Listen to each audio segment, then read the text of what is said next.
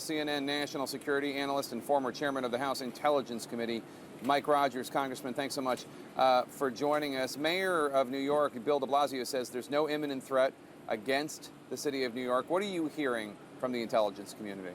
The same. A lot of what you see in the videos, Jake, is psychological operations, psychological warfare. Remember, ISIS has a lot of former military, trained military individuals from Iraq, from the Syrian government. So they would have the understanding of the value of having an actual event and then having a psychological operation to intimidate, cause fear, cause people to change their behavior. And that's exactly what they're trying to do. Now, the caution is that, yes, it's a psychological effort. Many believe that. But there's also the concern that there may be an event planning. And just like in Paris, it's under the radar. They don't have it. It's not that imminent event that they have credible intelligence, but it doesn't mean that there's not somebody out there planning to do something. The suspected ringleader, Congressman, of the Paris attacks, Abu Aoud, is dead. He was killed this morning. He's been on the radar of the intelligence community for quite a while.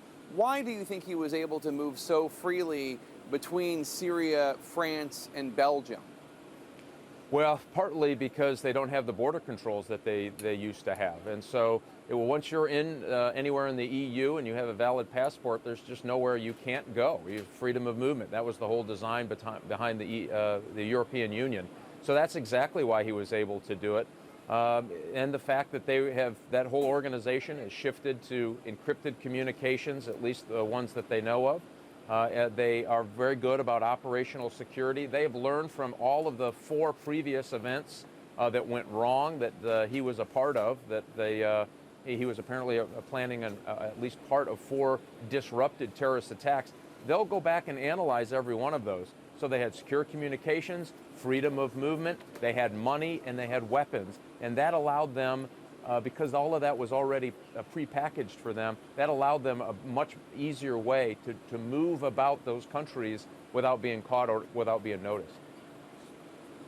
The Prime Minister of France, Manuel Valls, said in an interview today that some of the terrorists here in France, quote, took advantage of the refugee crisis to slip into France. That's obviously a big concern in the United States, but the vetting process is even if one doesn't think it's tough enough, it is much tougher than there is a vetting process here in Europe, right? Yeah, but here's the only problem with that, Jake. And unfortunately, I think in America, it turned into the politics of religion and race, which it should never done. And candidly, I blame the president for that. This was about a national security issue. These governors had legitimate concerns about saying, because their law enforcement communities, by the way, were going to them and saying, hey, wait a minute, you're going to send someone here. You can't access certain databases to tell me that they're not involved or engaged in either radicalization or as an active member of ISIS.